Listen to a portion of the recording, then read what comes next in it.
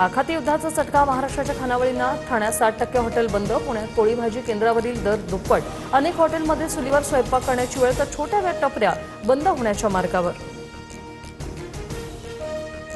आखाती युद्धामुळे रिक्षा चालकांना धक्का. एलपीजी 61 वरून थेट 96 रुपयांवर.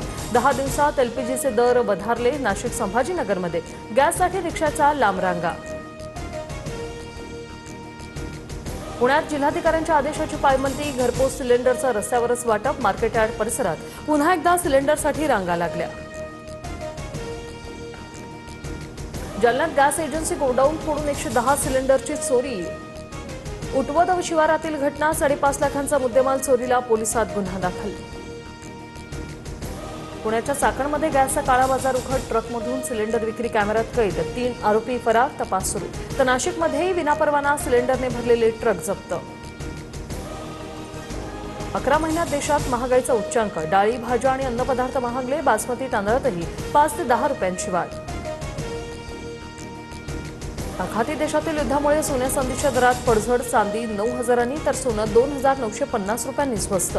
जीएसटी सह चांदी 2.25 लाखांवर, तर सोन्याचे दर 1,60,000 स्थिर.